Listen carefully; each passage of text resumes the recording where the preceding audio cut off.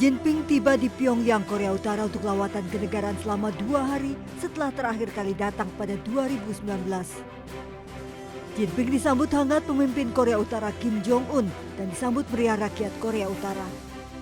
Lawatan ini atas undangan Kim Jong-un dalam rangka peringatan ke-65 perjanjian persahabatan kerjasama dan bantuan timbal balik kedua negara. KTT Pyongyang ini menyusul serangkaian pertemuan tingkat tinggi di Beijing, di mana Jinping menjadi tuan rumah pertemuan berturut-turut dengan Presiden Amerika Serikat Donald Trump dan Presiden Rusia Vladimir Putin. Xi Jinping menyatakan harapannya untuk meningkatkan hubungan dengan Korea Utara di era baru. 我愿同总书记同志一道，以这次访问为契机，加强对新时期中朝关系的顶层设计和战略指引，推动中朝关系与时俱进，得到更大的发展，更好造福两国和两国人民，为地区乃至世界和平稳定和发展繁荣做出积极贡献。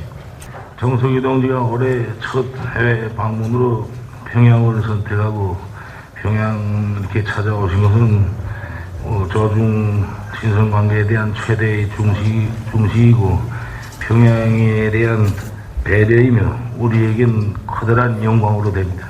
정석희 동지 이번 방문은 저중 두 나라가 자주와 정의를 위한 역사의 오른편에 언제나 함께 서 있으며 그 어떤 국제 정세의 격변 속에서도 역사의 검증을 받은 조중 친선 관계가 얼마나 공고한가를 다시 한번 과시하게 될 거라고 생각합니다. Media pemerintah Korea Utara menyerukan oposisi terpadu terhadap hegemoni dan politik kekuasaan saat lawatan Xi Jinping.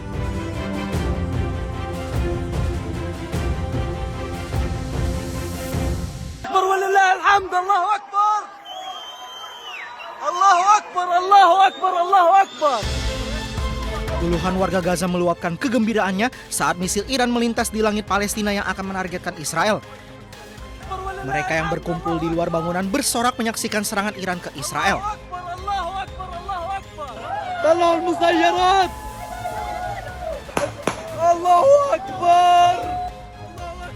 Warga Gaza lainnya yang tinggal di pengungsian juga bersorak merayakan peluncuran rudal Iran ke Israel. Sambil bertakbir, mereka terus mengungkapkan kegembiraannya.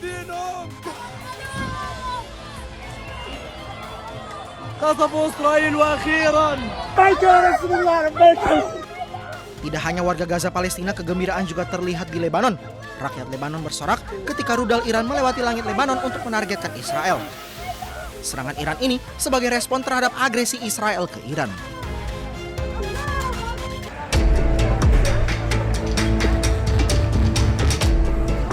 Antrian panjang terlihat di Bandara Ben Gurion, Tel Aviv. Setelah meningkatnya ketegangan antara Iran dan Israel memicu gangguan pada operasional penerbangan internasional. Ratusan penumpang memenuhi area check-in, sementara sejumlah keluarga tampak menyambut kerabat yang baru tiba di tengah situasi keamanan yang tidak menentu. Sejumlah penumpang yang tiba dari Amerika Serikat mengaku mengalami kepanikan selama penerbangan setelah muncul laporan mengenai serangan rudal Iran ke wilayah Israel. Bahkan seorang penumpang menyebut lebih dari 10 calon penumpang memilih membatalkan perjalanan mereka setelah sirine peringatan berbunyi.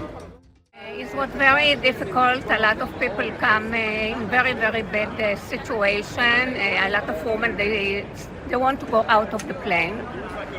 So we stay more for half an hour until we know what's going on. Because in the beginning, nobody knows what's going to be. It was very stressful. Thank God I'm here. Otoritas setempat tengah melakukan evaluasi situasi dan menegaskan bahwa wilayah udara Israel tetap terbuka. Operasional penerbangan di Bandara Ben Gurion Airport disebut masih berjalan normal. Ketegangan meningkat setelah Iran meluncurkan serangan rudal ke Israel Utara pada Minggu malam, yang kemudian dibalas dengan serangan udara Israel ke sejumlah wilayah Iran.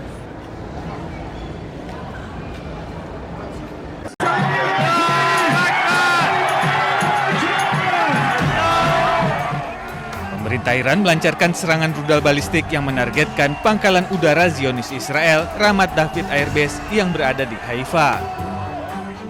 Akibat serangan rudal IRGC ini, sedikitnya 2 orang penjajah Israel tewas dan 20 lainnya terluka. Peluncuran 10 rudal balistik ini merupakan balasan atas serangan penjajah Israel ke Lebanon. Pemerintah Iran juga menuntut teroris Israel menghentikan serangannya ke Lebanon. Sejak 2 Maret 2026, serangan keji penjajah Israel menewaskan sedikitnya 3.613 orang dan melukai 11.072 warga sipil Lebanon.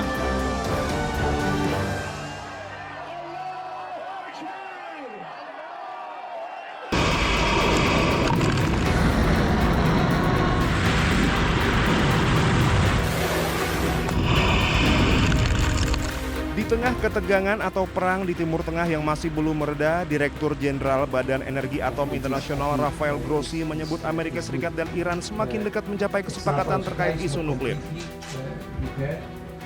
Grossi menjelaskan sejumlah isu lain dalam kesepakatan tersebut berada di luar Badan Energi Atom Internasional. Namun ia menilai kesepakatan nuklir Amerika Serikat dan Iran secara teknis masih memungkinkan untuk dicapai. Sebelumnya, Grossi telah membahas isu tersebut dengan perwakilan Rusia, China, dan Iran.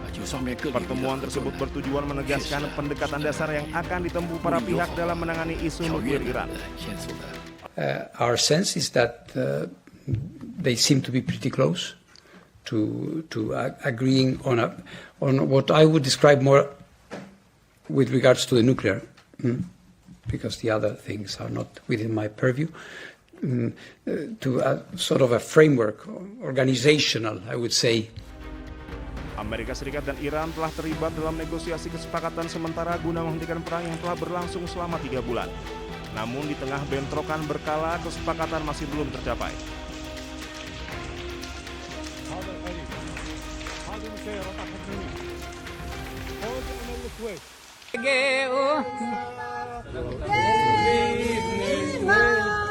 Sekelompok pemukim Yahudi Israel kembali melakukan aksi yang dinilai tak terpuji di komplek Masjid Al-Aqsa di Yerusalem Timur.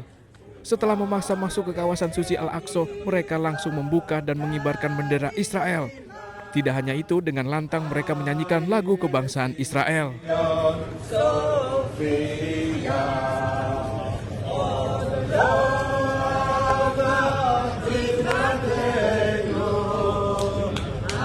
Aparat keamanan Israel justru tak melakukan tindakan apapun. Padahal ada aturan yang melarang pengibaran bendera termasuk simbol asing apapun di komplek Al-Aqsa. Rekaman video ini kemudian beredar di media sosial dan memicu kemarahan warga Palestina. Bagi umat Islam, Masjid Al-Aqsa merupakan situs paling penting dan keberadaannya sangat dihormati.